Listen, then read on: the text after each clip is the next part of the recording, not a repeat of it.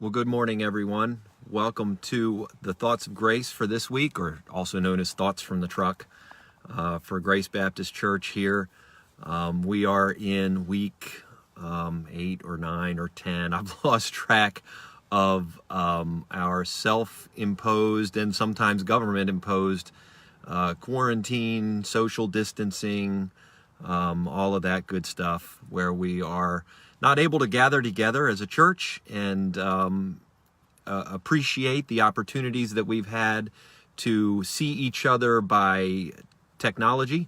We got to get together for Sunday school this morning, which has been sorely missed, and we've been gathering together, quote unquote, virtually for our midweek Bible studies, some of which I posted on Facebook, some of which I haven't.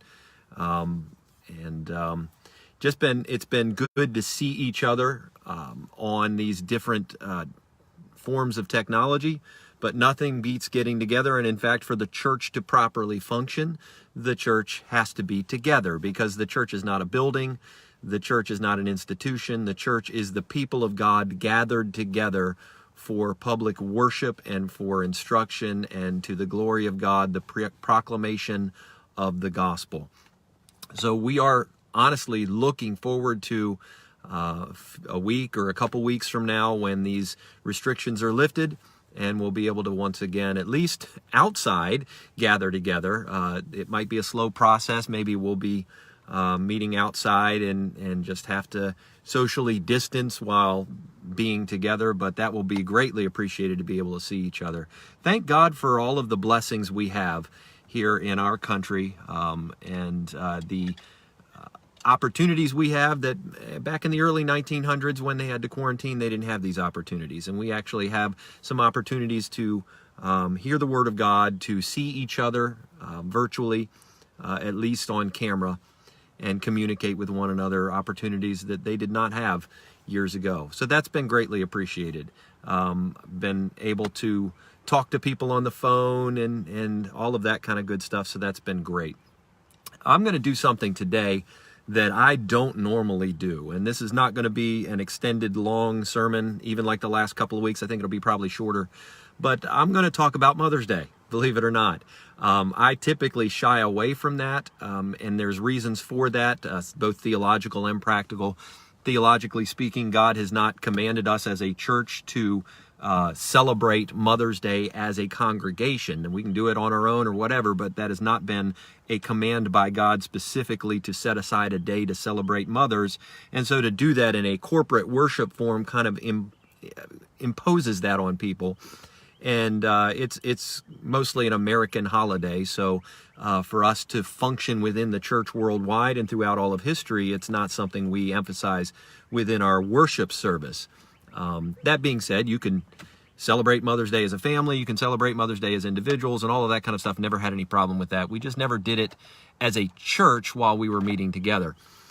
Second is practical. Really, Mother's Day is a day of joy for some, but a day of real pain for others. Some that have lost their mothers. I know, I think of some in my own congregation that this is the first Mother's Day that they won't have their mother with them. Or some that wish they could be mothers that physically can't, whether they're not married or never got married, or whether they have physical limitations and therefore aren't able to have children. And so whereas for some it's a time of joy, for others it's a time of sadness, and for us to celebrate something that brings people sadness as a church is a little difficult, practically speaking. So we haven't done it as a congregation, but we're in a little different situation right now, because we're not gathering together as a church. This isn't a formal worship service. So I did want to give some thoughts on Mother's Day and mothers, and just talk about some biblical concepts that as we think about motherhood, and as we think about our mothers, and as we think about being mothers. I'm obviously not, but I know a lot of mothers. So motherhood touches everybody that's here. If you're alive today, you had a mother. So you at least had some experience with that. But I want to just think through some concepts, biblically speaking, in regards to motherhood. And I want to start with a little humorous story. A teacher, a second grade teacher, one day was trying to teach her class about magnets and magnetism and how the magnetic fields work and everything. And so she did an entire lesson. They had the magnets and the visual representations, and they showed how they sometimes, if you have the positive and negative, they attract, and if you have positive and likes, they push each other away. And she did all of this entire lesson. It was she thought a really good lesson. And so the next day she did a quiz that on this magnetism study. And one question on the quiz was this: my full name has 6 letters. The first one is M. I pick up things. What am I? She was fairly surprised when the papers were turned in that almost half of the class answered the question with the word mother. If you have ever experienced kids, you know that the mothers pick up a lot. So she thought that was kind of funny. The first observance of Anna Jarvis was the first one who ever suggested a national observance in the United States for an annual day honoring all mothers, because she loved her own mother so dearly. And at a memorial service for her mother on May 10th in 1908, so we're about 110 years, 112 years from that, she gave a carnation, which was her mother's favorite flower, to each person in attendance at her memorial service. Within the next few years, the idea of a day to honor mothers gained a lot of popularity, and Mother's Day was observed in a number of large cities in the U.S. On May 9th, 1914, President Woodrow Wilson proclaimed the second Sunday in May officially as Mother's Day. He established the day as a time, as he said, for public expression of our love and reverence for the mothers of our country. By then, because of what Miss Jarvis did back at the memorial service, it had become customary for people to wear white carnations to honor their departed mothers and red carnations to honor their living mothers. And that custom has continued. You don't see it as much today, but it is something that has continued throughout the day. Motherhood has become has always been important, and Mother's Day has become very important in our own society. And I want to look just at one verse from Exodus chapter 20 as it relates to our responsibility to honor our mothers. So Exodus chapter 20, and we are going to look at, as if you know anything about the Bible, Exodus 20 is the chapter where the 10 commandments are. And we're going to look specifically at the 5th commandment. The 5th commandment in Exodus chapter 20, and it is taken in verse 12. And it says there, honor your father and your mother, that your days may be long upon the land which the Lord your God is giving you. By the way, I'll use this same verse for Father's Day. If we're still meeting there, I'll just approach it from a little different direction if we are still in quarantine. But Exodus 20:12, honor your father and your mother, that your days may be long upon the land which the Lord your God is giving you. As we think about honoring our mothers, I'm going to drop it down into 3 things that I want us to just think through real quickly. First of all, I want us to look at why we should honor our mothers. Secondly, I want us to look at the results of honoring our mothers. And then lastly, I want to look at how, and just a couple of ways that we as sons and daughters, as husbands, as friends, can honor mothers. So first of all, why we should honor our mother. If you know anything about me, I go for very simple things. I go for very simple reasons, and there's a very clear reason taken from Exodus chapter 20 as to why we should honor our mother. It's very clearly a command from God. It's not a suggestion. It's not an option. As my former pastor, Dave Price, who is pastoring now down in Florida, used to say about the Great Commission, it's not an option to be considered, it's a command to be obeyed. Well, the same is true about these 10 commandments here in Exodus chapter 20. They are not called the 10 suggestions. They are called the 10 commandments. This is commandment number 5, and you'll notice that interestingly enough, God doesn't say in Exodus 20, verse 12, if you feel like it, honor your father and mother. Or if they were good parents, honor your father and mother. If your mom was especially a wonderful woman, honor your father and mother. No, he says honor. Your honor is a command there. We are to honor our mother. It's a very serious thing. It's so serious that God put it in the 10 greatest commandments that he wanted us as human beings to obey. God commands us to honor our mother. It's interesting, if you look at the layout of the 10 commandments, there are 4 commandments related directly to God and our worship of God and our honoring God and our obedience to God and our love of God. The first one is, you shall have no other gods before me. There is only one God. The second one is, you shall not make unto thee any graven image or any, all of that good stuff. And so you have the command not to make idols. The third one is about the name of God and how we reverence God. You shall not take the name of the Lord your God in vain. And this has more to do than just using God's name as a curse word, but as a reverence and an awe of God himself, because his name is a representation of his character, of who he is. The fourth one is remember the Sabbath day. And so it talks about our worship of God and how we are to set aside one day where we take all of the things of life and we set those aside. Our jobs, our responsibilities, and all of our life, really, that would keep us from our attention to God. And we are to put those aside. And we are to focus and relax and rest in God. That's the fourth commandment.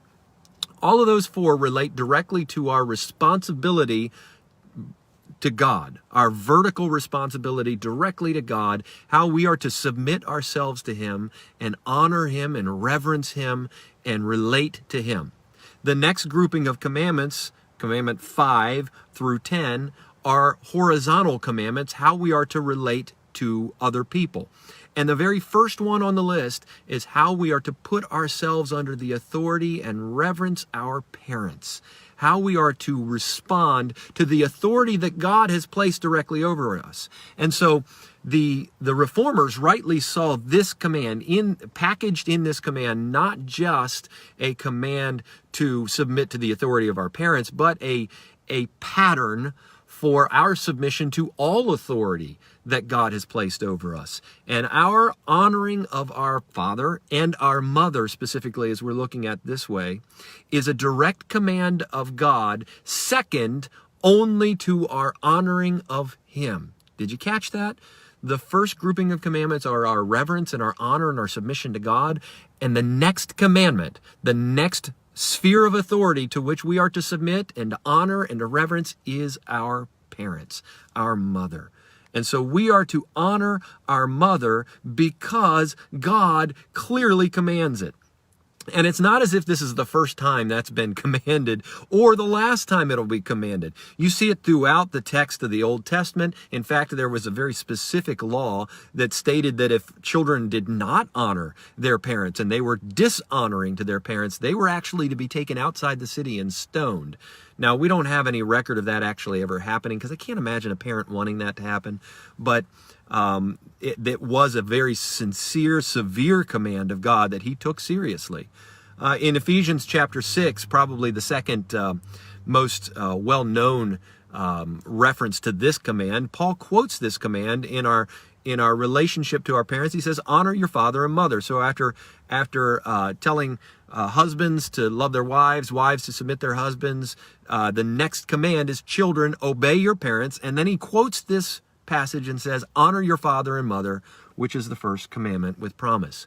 We are commanded by God to honor our mother. But it's not just a command that we have to obey, that, we grudgingly do. The second really reason why we should honor our mother is because she deserves it. Your mother, our mothers, deserve our honor. They work hard. Most of you are starting to realize that now, as we've been in a stay-at-home order in many of the states in our nation, and husbands have actually been home with their wives all day. You ever wonder what your wife does all day? You've seen it. The mother of your children is very, very busy. That should give you a little insight into how busy your mother was.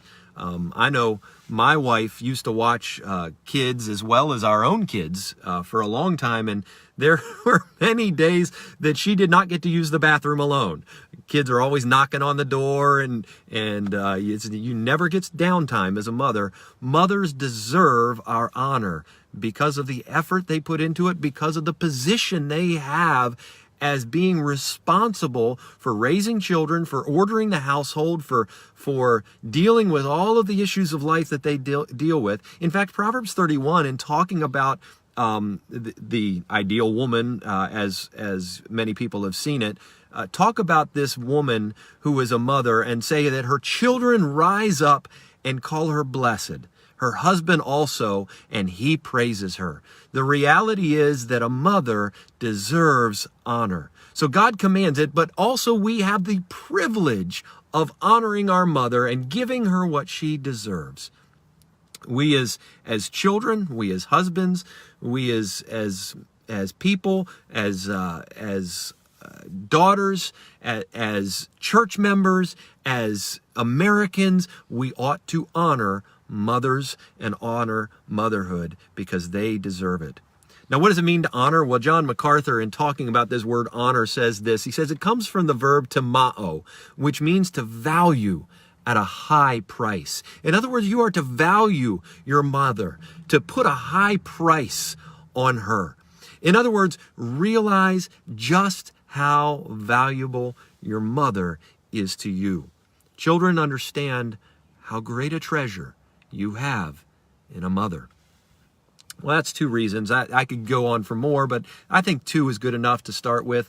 Let's look now at some results of honoring mother. These results are taken directly from Exodus chapter 20 and also from Ephesians chapter 6 as Paul elaborates on this passage a little bit.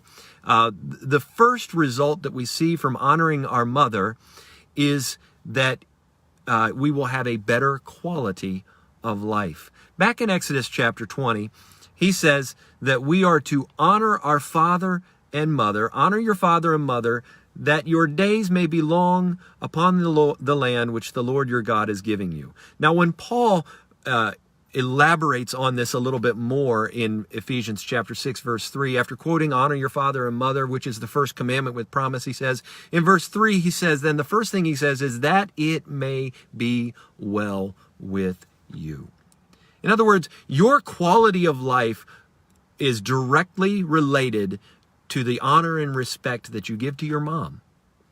If you have dishonor and disrespect for your mom, you will most likely have a low quality of life.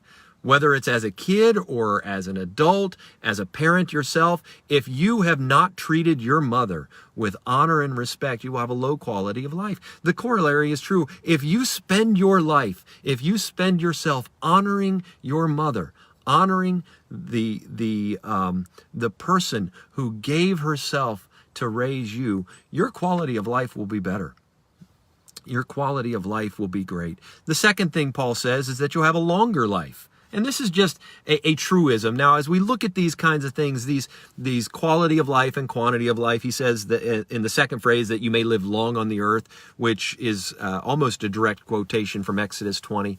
We have to remember it's like the truism from the Proverbs where it says, raise up a child in the way he should go, and when he's old, he will not depart from it. It is not a guarantee that every child that you raise, if you do exactly the right thing, that they will always be doing what is right and always be honoring God, because we're human beings. We make our own decisions, and you are not necessarily responsible for the actions of your grown child. In the same way, it's a truism that for the most part, it's a proverb, right? For the most part, if you raise your child in a way that you should raise them, and you're gentle with them, but you're strict with them, and you teach them about God, and you do the right things, for the most part, it's probably assured that they'll do the right things. In the same way, if you spend your days honoring your mother, for the most part, you'll probably have a long life. I mean, you'll do the things in your life that would honor her. You won't do things that would dishonor her. These are very, very real truisms. You'll have a better quality of life. You won't make stupid decisions because you'll be doing things that honor your mother. there are those two are the ones that Paul brings out, and there are many other reasons and results from honoring our mother. Your mother will feel honored. Your mother will know that she is loved and know that she is respected. This is very important, and not just for your own selfish reasons, but also because you love her and you want her to feel honored. I want to, thirdly, really just very briefly, how can we honor our mother? And I think there are many ways that we could honor our mother. In fact, Dr. Harold White said, he gave, I think, 6 or 7 when he was asked. And he said, here are a few things that can be bestowed on any mother, the greatest reward. He said, children who are obedient, children who are clean morally, children who make a contribution to society, children who throughout life's journey stand on the side of the right, and he wasn't talking politically, he was talking about that which is right, children who have been born again into God's family, and children who are active in the service of Christ. There are a lot of things that we can do to honor our mothers. And I do want to look at a few, but before I go into those things, I do want to honor a few people that I think are worthy of honor from me on this Mother's Day. I first and foremost want to honor my mother and say how grateful I am for my mom, who has been with me my whole life. And I am who I am as a direct result of who she is. She has been with me through thick and thin. She's loved me through ups and downs. She has been my best friend for all of my life and for most of my existence, and is somebody that I always could talk to and would always support me in anything I did. I love her. She sacrificed a lot for me over the years, and I realized that when I became a father, how much my parents actually sacrificed for me. I didn't know it that much as a kid, but boy, did I realize it afterwards. So I am thankful for my mother. I secondly want to honor my wife, the mother of my children. Mona is a great example of a self-sacrificing, godly woman who is willing to suffer in order to give her family a better life. She puts up with a lot from us, puts up a lot for me. She's very patient, obviously, because she's been married to me for almost 25 years. But she shows that patience in how she relates to our children and how she raises our children in a godly manner. And I am extremely thankful that God has brought her into my life. And so I want to honor her today. I would like to honor my mother-in-law, Pam, who is a wonderful example of a godly woman who loves the Lord, loves the truth. You can see that in that she doesn't put up with lies. She doesn't put up with falsehood. She doesn't put up with error. She is very stringent. She absolutely loves the truth. She loves God's word. She and Danny, my father-in-law, study the word of God. And every time we get together, we always talk about something scriptural. And so that's been great to have conversations with them. I know a lot of people complain about their in-laws, but I am so grateful that I love my mother-in-law. She has been a wonderful addition to my life. I want to honor somebody that I called mom for, ever since 1993, I think it was, when I first left home. I moved to Ozark, Arkansas, beautiful little town in northwest Arkansas in the foothills of the Ozark Mountains. It was my first time away from home. I went to college and lived at home and then moved over there to get a job and eventually go to seminary down in Dallas. While I was there, I took a job at a church, and I lived with a family in Ozark, Arkansas, Barbara and Jim Walker, who were absolutely wonderful people, gave of themselves to me. And I know Barbara they had just lost a son in a car accident a few years before that, and I had just left my mom and dad for the first time in my life, and they became surrogate parents to me, and I lived with them for 3 years, and I call her mom. She calls me son, or sometimes the brat, depending on where we are in the conversation. I want to honor her. She gave of herself to me, and I love her dearly. I don't know if she's watching this or if she will watch this, but I do love her very much, and I'm thankful for her.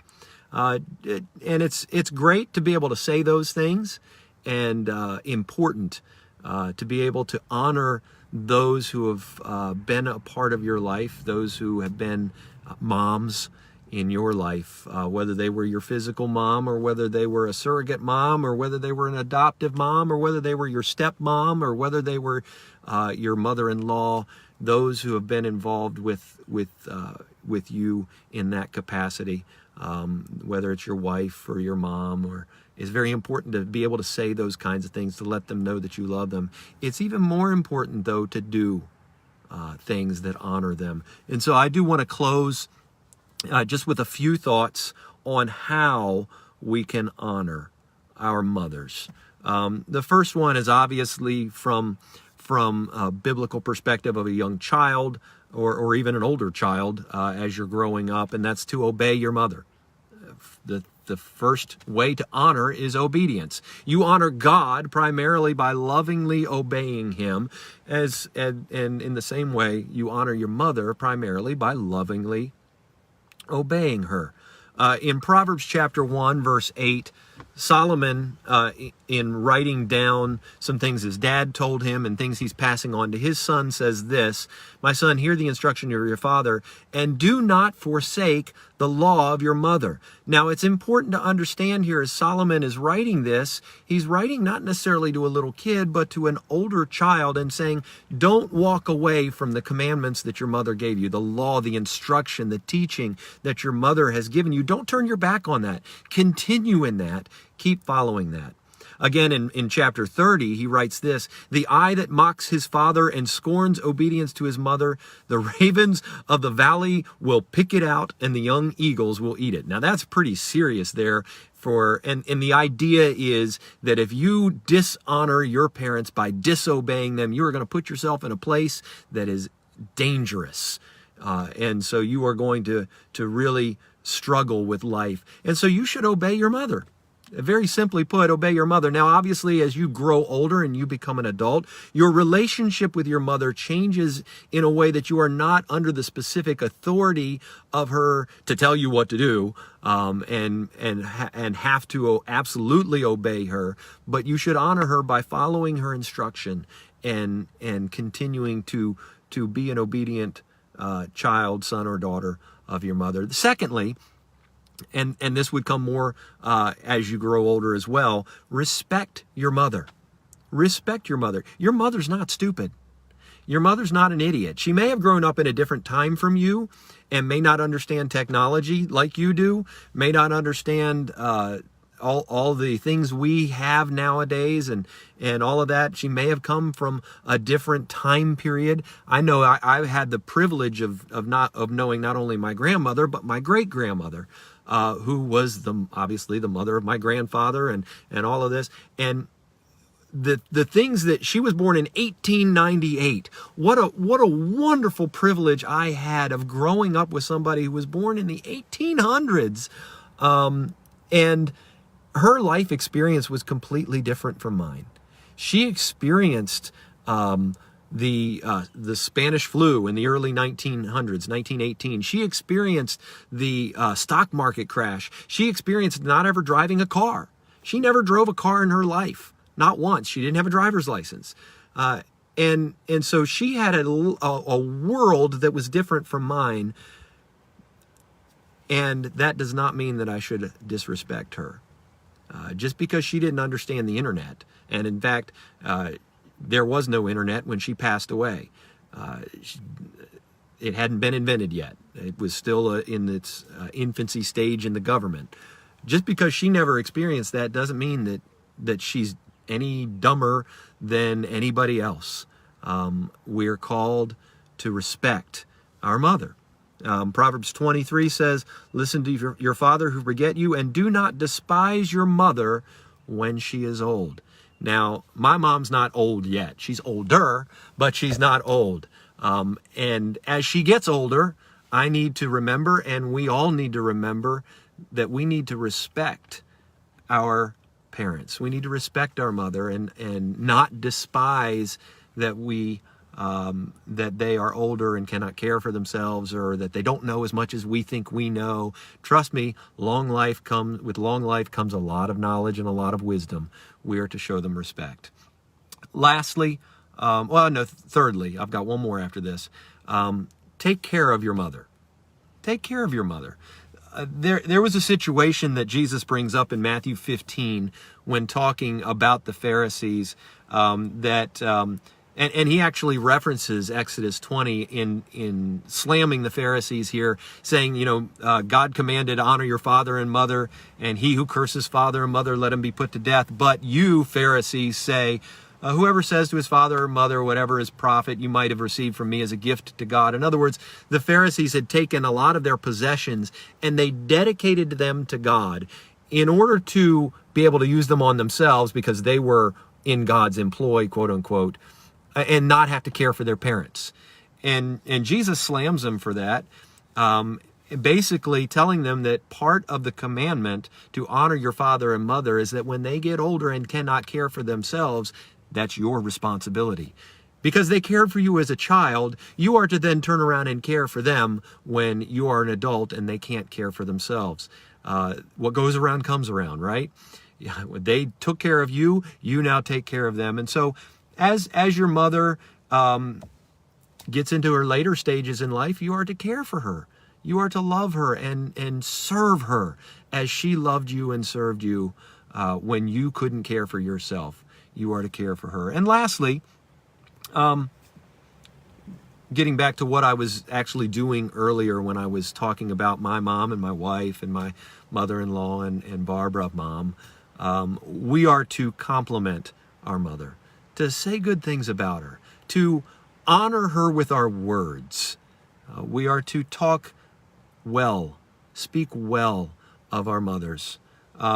I would challenge you as a very practical thing to make a list of 31 things, so one per day, that your mother or the mother of your children, if you're married and have a wife and you have children, so make a list of 31 things that your mother or the mother of your children does for you and the family that you seldom thank her for. Make a point of thanking her specifically on one day, each day of the coming month. On each day of so on one day for the coming month, thank her, and then the next month, thank her for come up with new compliments of her attitudes or her qualities. So come up with 31, and then come up with another 31, and then another. Compliment your mother or the mother of your children. Very specifically, honor with your words your mother and the mother of your children. You see, this command is very practical.